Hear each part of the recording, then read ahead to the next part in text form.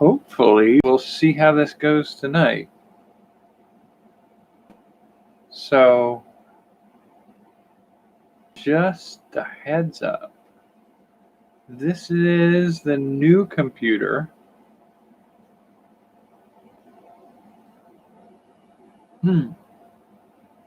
Took me a little to get the setup right. I think I got it right.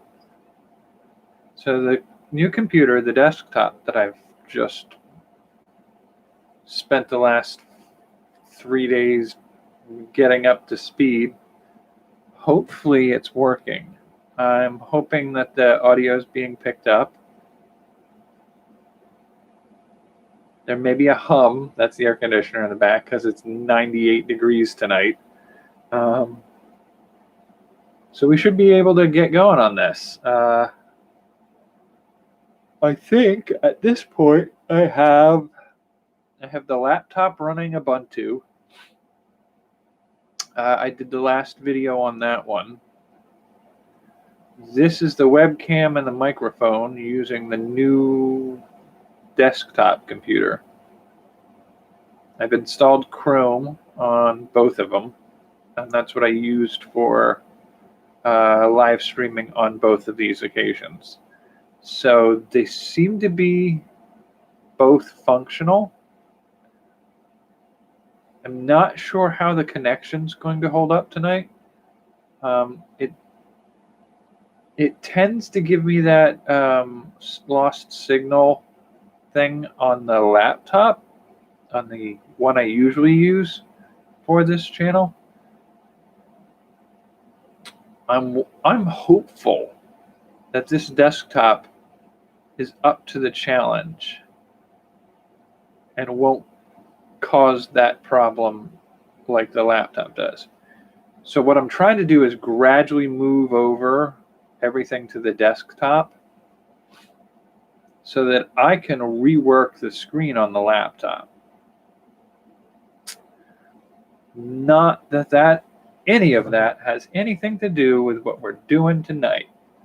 So tonight we're going to play around with Who Framed Roger Rabbit again? I can't remember what we did the last time. That's one of the ones that I can't remember what we did.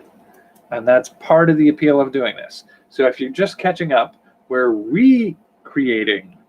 So what we did once before was we took ideas from multiple stories, movies, books, whatever, and turned them into inspiration for something new.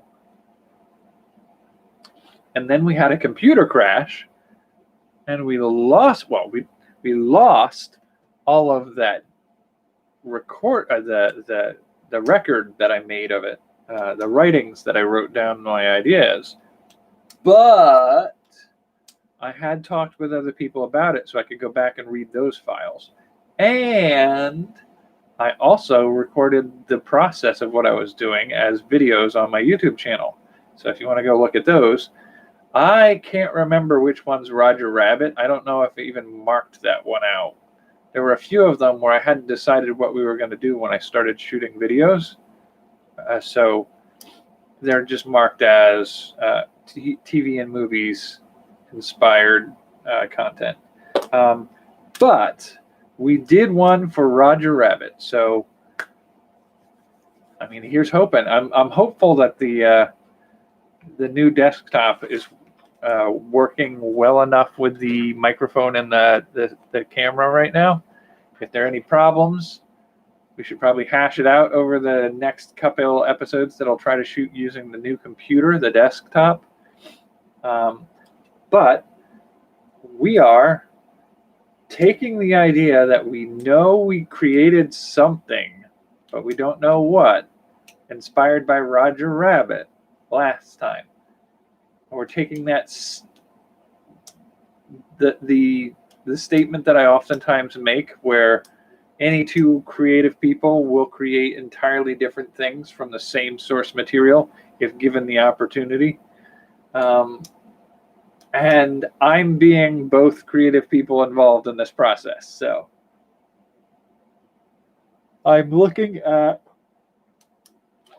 going into Roger Rabbit blind as to what we did last time and just rehashing it. And I'll be very curious to find out if, when we're done tomorrow night or whatever, if there is overlap, or if I retread some of the same territory but end up with something different anyway. I'd be very curious to see the end result. So, Who Framed Roger Rabbit? Starting out with the idea that we take a look at the story of Who Framed Roger Rabbit and break it down. So, Who Framed Roger Rabbit is a detective noir style movie whose basic premise is there's been a murder, and the murder is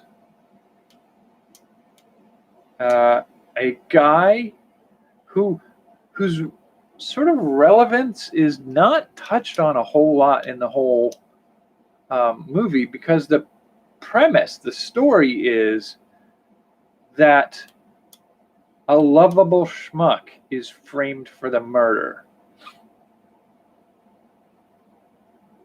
But that lovable schmuck, in the case of this movie, was a cartoon character, because the setting is one in which Toontown is an actual town with an actual geographical location.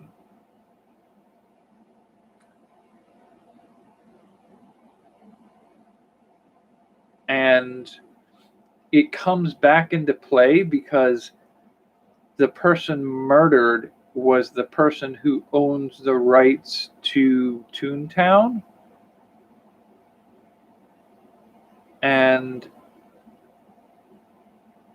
Or owns Toontown, or has the real estate. I'm a little vague on some of that because it's not a huge thing. In the end, it's literally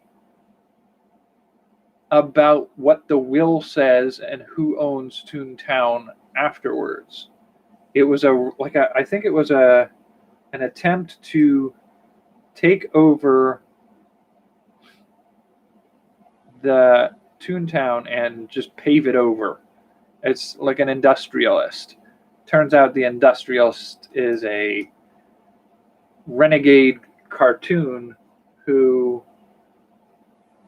is like a psychotic murderer and is also the toon that murdered the main character's brother. So there's a lot to unpack there. The key points are: you have a private investigator, a murder, a framed sap,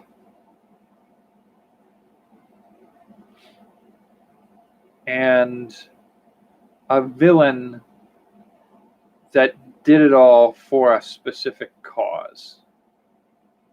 Now, that cause in this case is specifically to threaten a community of people to take their property and develop it for business and industry. So, actually, I think they were trying to, if I remember correctly, they were trying to take Toontown over so that they could run the freeway through it. Because they wanted to be the developers of the interstate freeway system. And everybody's like, we've got free trolley cars or whatever, or cheap trolley cars in the city. Why would we need a freeway system? And it's sort of a joke on the fact that in the Hollywood area, the highway is a major choke point for traffic. And they used to have public transportation that worked decently. I guess they still do. Their bus system, if I remember correctly from the last time I went out there for VidCon, their bus system works. It's just a 15-minute walk or a 5-minute drive is a 45-minute long bus drive. So it's not the best system. But taking the idea of a film noir,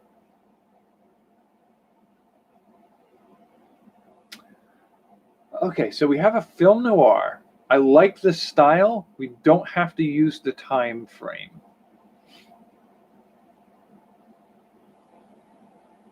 So instead of using cartoons, what are we going to use?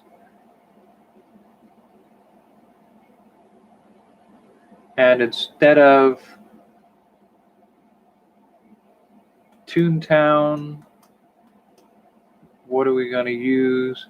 The murder and the motivation, what are we going to use for that? So we're sticking with the idea of a murder and a framing. But who's murdered? Why? Who's framed? Why? And then it's the story of the detective and the framed person trying to clear the framed person. Okay, so genre-wise, what could we do? My first instinct is to go with a science fiction.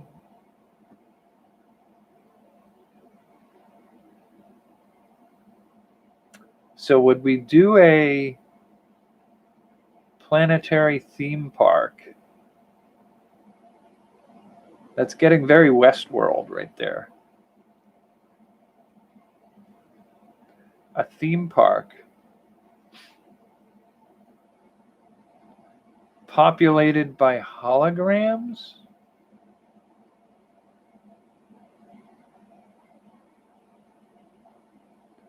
Of what?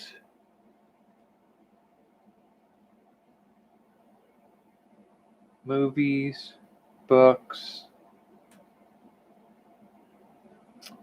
video game characters. Because, I mean, I feel like that's video game characters, whether or not we do like a science fiction theme, like the equivalent of what we need to think about here is, well, actually, I'm sort of getting deja vu here. I think one of the things we talked about last time was this, where a very close approximation to this is Wreck-It Ralph, where you have a Donkey Kong style character in Ralph and a Fix-It Felix who is a Mario style character. And they are in a video game. And the Ralph doesn't want to be the villain anymore, so he flees the game to go find a way to be a hero somewhere else. And in the process, they uncover a couple conspiracies going on in the other games that they pass through.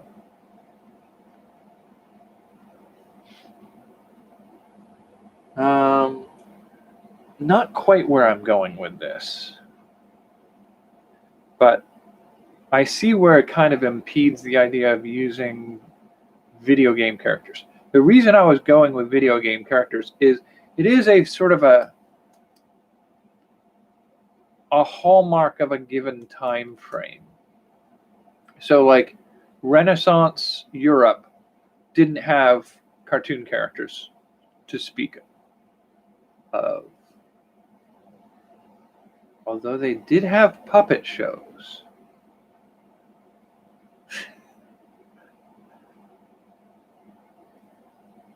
Puppet Town. Oh, I don't know. I think they did that one too with the. I think, what was it? McCarthy did a murder mystery detective story in Puppet Town. So that one's kind of been done.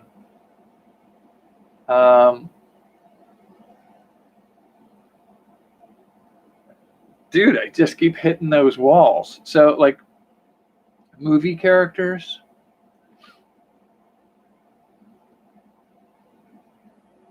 It's not that we can't redo them if they've been done.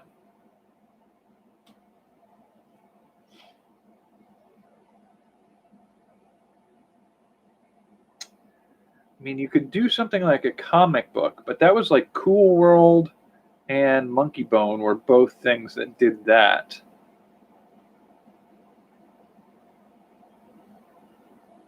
But they did them a little bit differently. It wasn't that those places existed.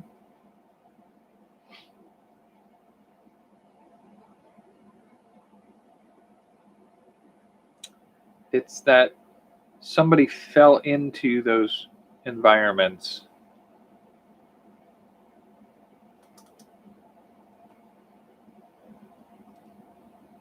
It wasn't like there was a comic book town or anything like that.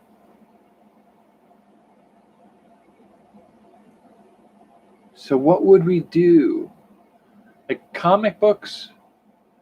Like movies, maybe. It's just, movies is just such a broad category. It's hard to take that one too far. Because, like, you don't do a Humphrey Bogart character and Jason Voorhees and Iron Man all just happen to inhabit a town together. Like, it doesn't feel quite right. I was going to say fairy tales, but they did Once Upon a Time. And that one fairly well handles that.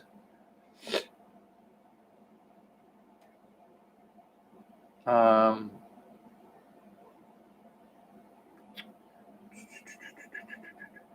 right, let's pull up.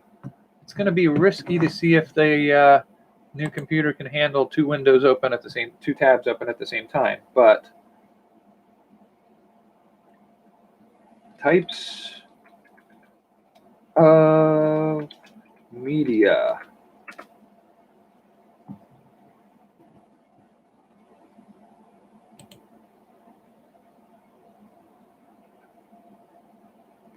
It would be really tricky to do radio. That would be interesting.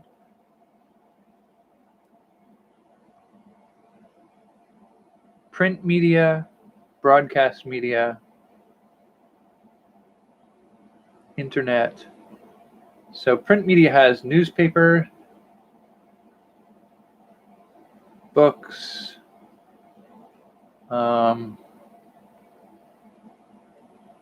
like newspaper, book. Newspaper is not an entertainment media. Magazines, comics, broadcast media, TV,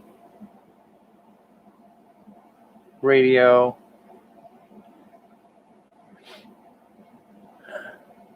sports media. That's not useful to me. Cinema, internet.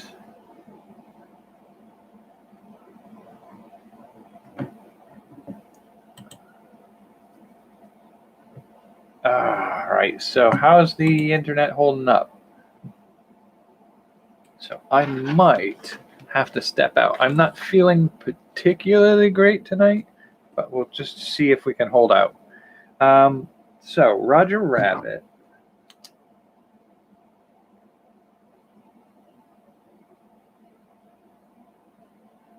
All right, so what Any thoughts on what you would prefer? I'm actually gonna need to step out for a second. This is gonna be a tight fit.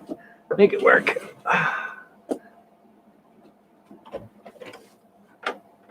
I'll be right back.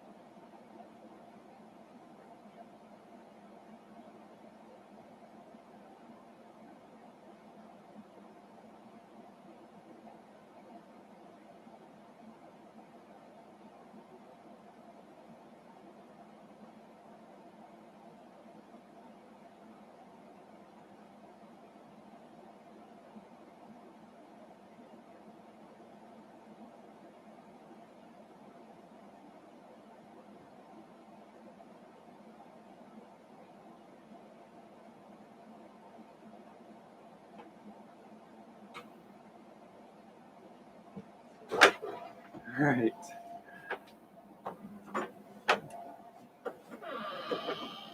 Alrighty, so we're still going.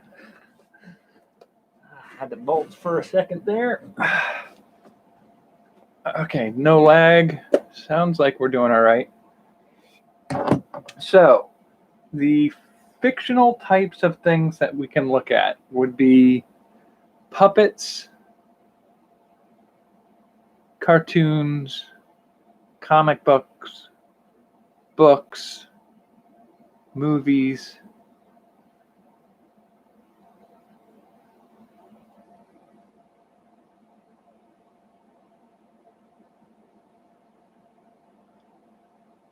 video games,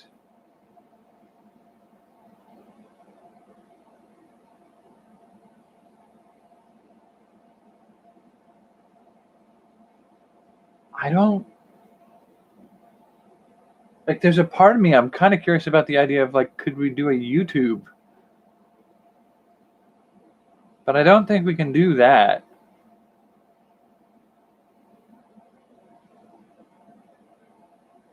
Because the important factor is to be fictional characters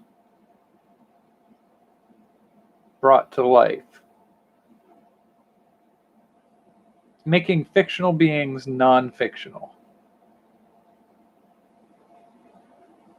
Types of fiction. I mean, we did sort of look at the possibility of types of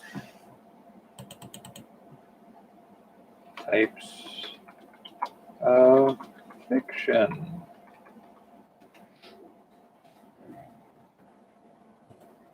So fiction types.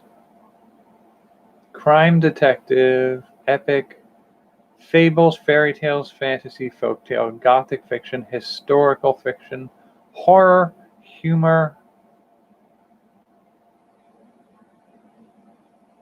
legend,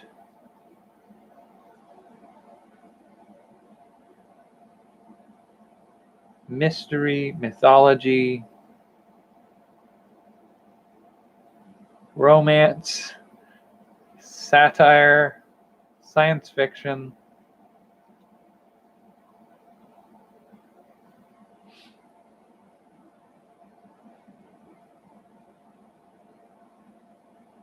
Okay, so here's something that's bubbling in the back of my head, and I'm not sure whether to go with it or not.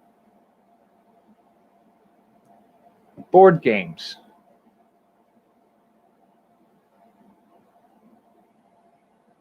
Board and card games, like tabletop games. Old Maid, Go Fish, Monopoly, Candyland. I don't think I've ever heard of anybody taking that in a new direction. And then the other half of that equation, if we did a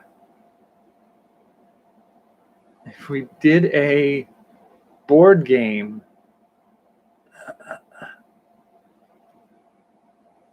as the thing made real, the genre we set it in, I kind of want to do a cyberpunk. I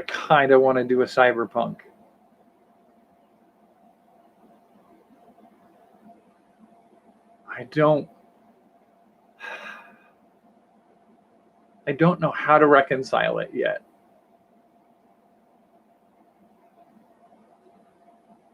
Cyberpunk, murder mystery,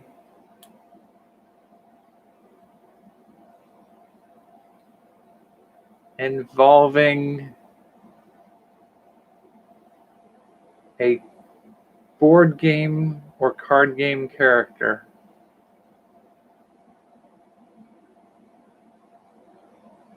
And a sort of threat to them, where they're framed for setting up something that could invariably cost all board games their future.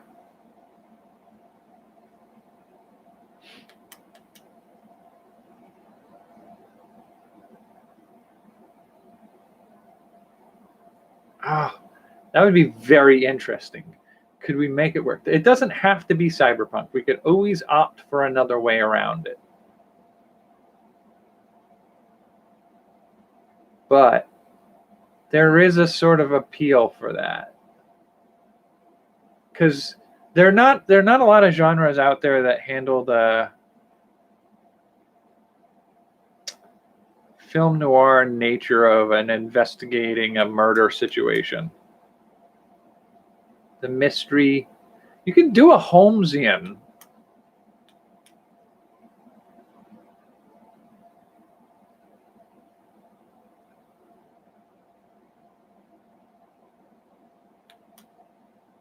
You could also do a horror. But then you're really working towards the edge of that Westworld situation. So let's just go with the realm of if we did a horror fiction involving board games,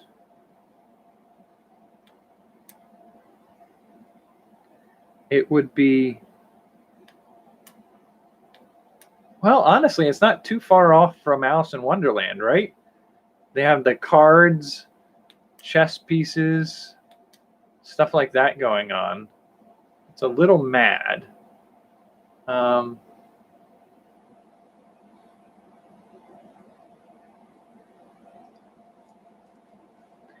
would you you would just I think the thing about Roger Rabbit that's important to keep in mind is in Who Framed Roger Rabbit, it's actually a very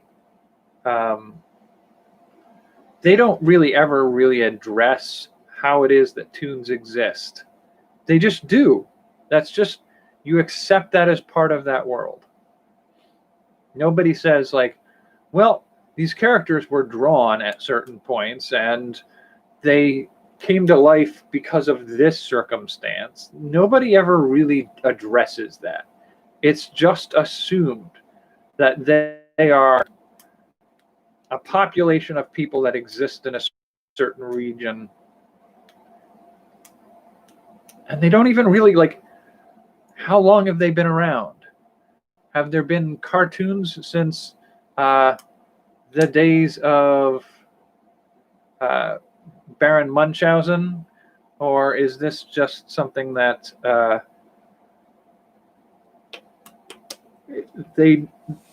they evolved to exist suddenly?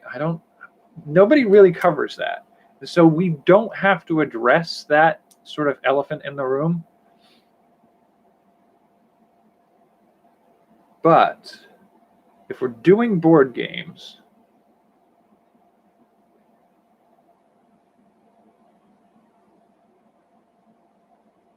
it's going to be very similar to like a Jumanji.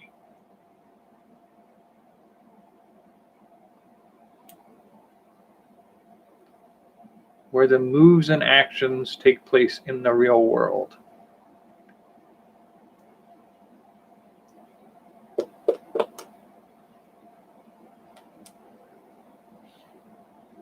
Oh, I don't know. That's really hard.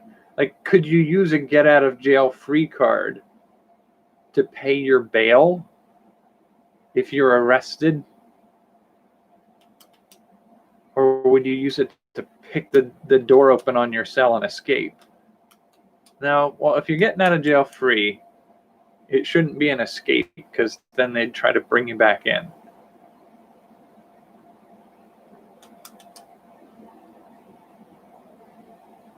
You could use Monopoly money to pay off other game characters.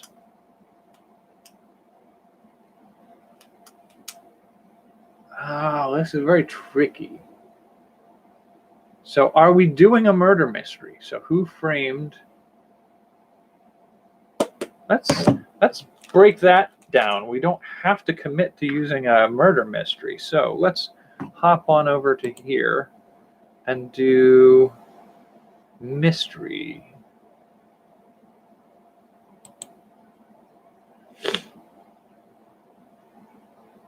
Okay, caper, so a heist.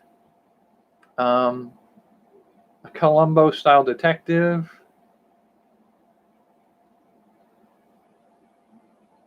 Espionage, hard-boiled detective, historical mystery. Oh, now there's an idea. Ooh, okay, so if we look at the Da Vinci Code, or we look at National Treasure, which I don't think I've actually ever seen, but it's pop culture enough that if we did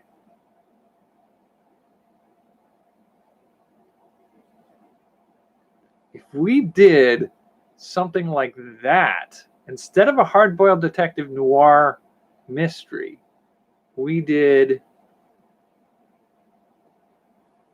a Da Vinci Code style, or Angels and Demons, or, I mean, I guess they're sort of a murder mystery detective story, but I think National Treasure is more like the scavenger hunt mystery uncover, which can work sort of for gameplay. I think it works decently, like collecting all the pieces. That's a gameplay mechanic.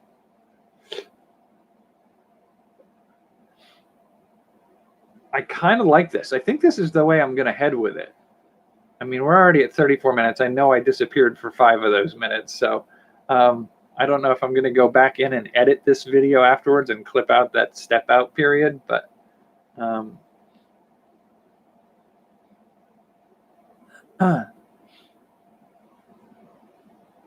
so yeah, I think I like the idea of like a national treasure Da Vinci Code race to get the pieces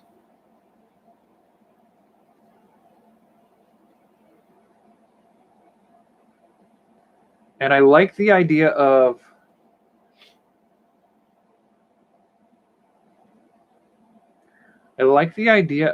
it being sort of a human or a few human characters end up playing in the competition between game characters to salvage the rights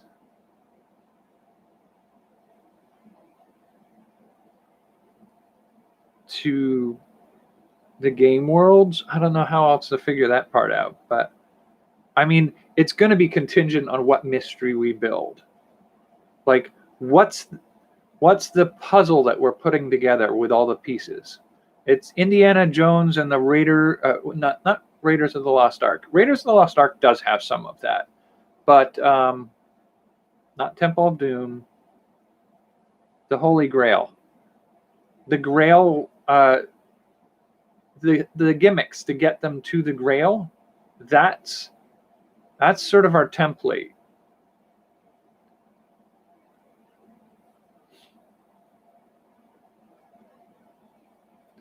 So if it's based off of the idea of Who Framed Roger Rabbit, I feel like it has to be a partnership between a game character and a person, a human being. The person being brought into the midst of this competition for the winning the game.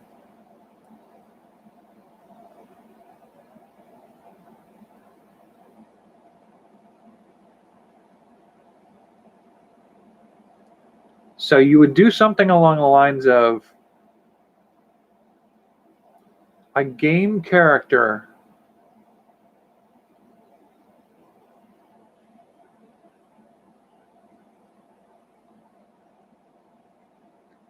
can't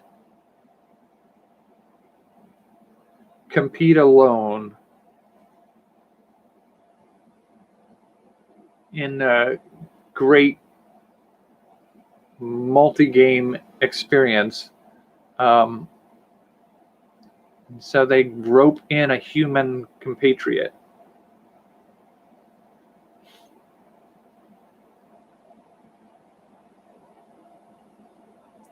And I can't help but feel like the villain character should be like a chess piece. Just like, or a go tile. Like somebody who's just such an old piece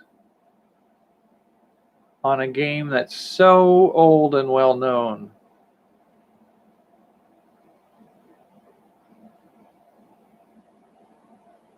That their relevance, the support for them as a character is no longer there because they're non-proprietary. Like, you can play a game of chess with just scraps from around the house and they don't have maybe not chess piece, maybe that's not a bad idea. Okay, so a lot of people don't realize that the tarot decks, they were a gameplay thing that was co-opted for use in fortune telling. but their original function was gameplay. But in gameplay, there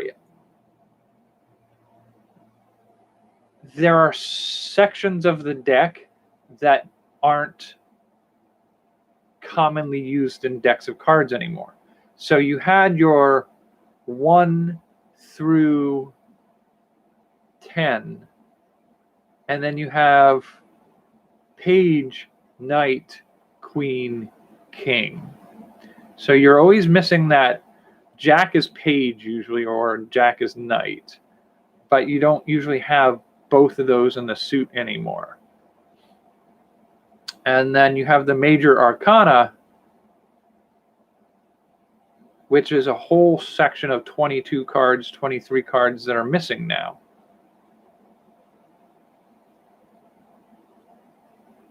So, like, I kind of like the idea of, like, those cards that have been kind of pulled from the deck and aren't played anymore.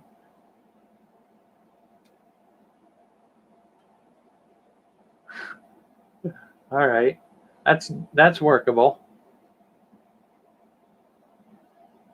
And maybe it's not one villain, it's a group.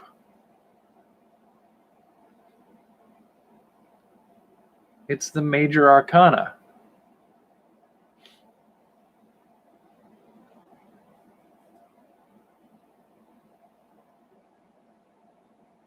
And their goal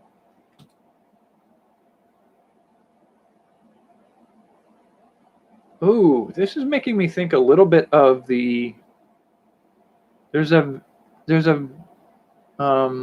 couple of card themed comic book villains. So there's the Batman has a rogues gallery that includes some card themed characters. So like ace, king, queen, jack. And then and that's not like the Joker and stuff like that. That's like they're really a group of villains. And I think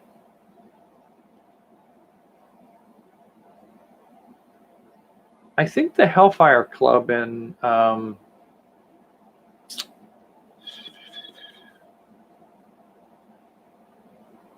Marvel X-Men franchise does, they either do chess or they do card themes. Like there's the Black Queen.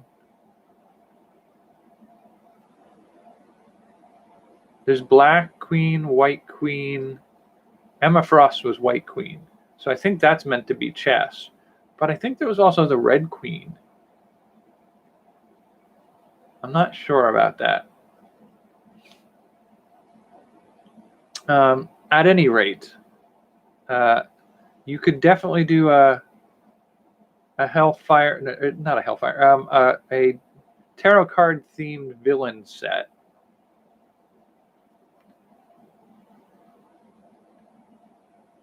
Going through not a Toontown,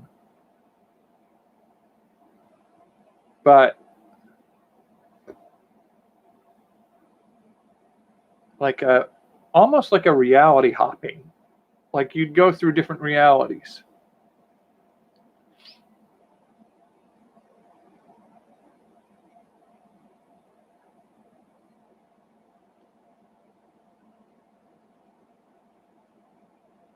And I want it to be just accepted that these game worlds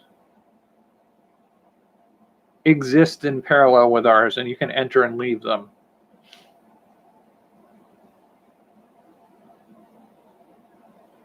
And what is the thing that they're trying to uncover? Is it, I'm thinking it might be something along the lines of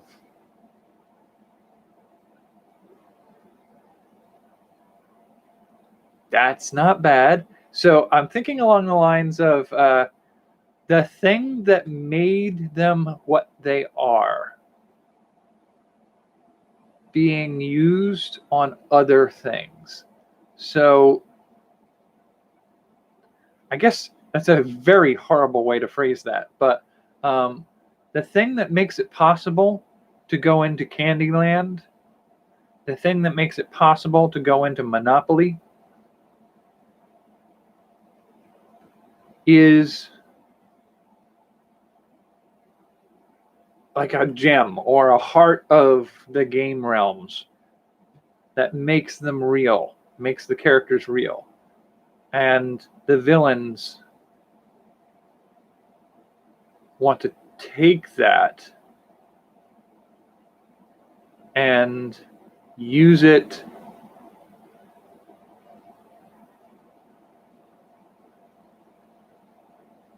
do they want to use that to make video games real?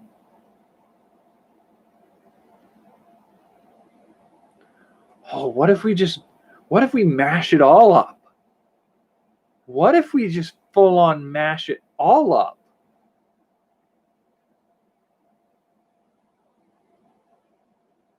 So the villains have grabbed if you treat the game worlds as if they're like the lost city of Atlantis, or not necessarily the lost city of Atlantis, but enclaves of other people, Shangri-Las and things like that.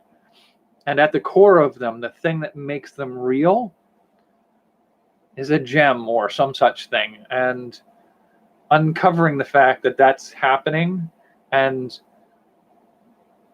a whole game world just went dark.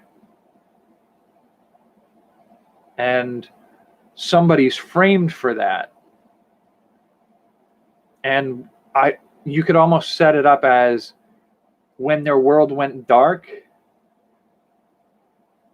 the character framed for that, their partner or their whatever, went dark with it, was in that place and disappeared.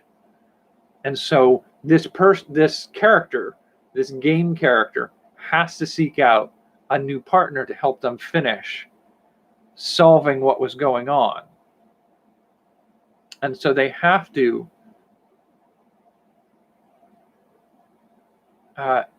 figure out what's going on, find out what people are trying to seize and what they're doing with them. And in the meantime, the villains are using what they gained to turn other things real.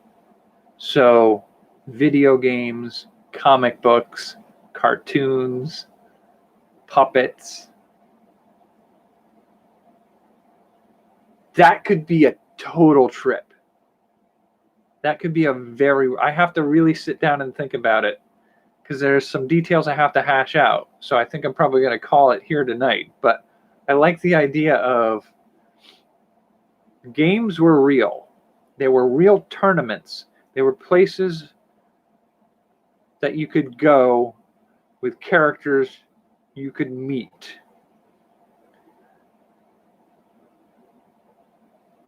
And the thing that makes them that is being stolen from each of those game worlds. And those worlds are going dark. You're losing people to being frozen. They become two-dimensional drawings, caricatures. But in the meantime, other things are being awakened.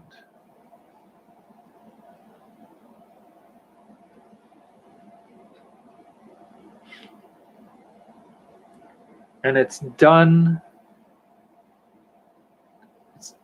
Is it done with the intent of getting back at humanity for wrecking the game, wrecking the games?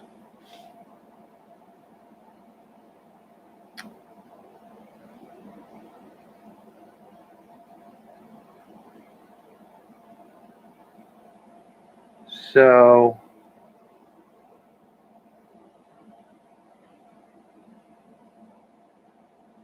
yeah, I have to think a little bit more about the mechanics of how I'm going to build that all out, but I think that's where I want to go with this.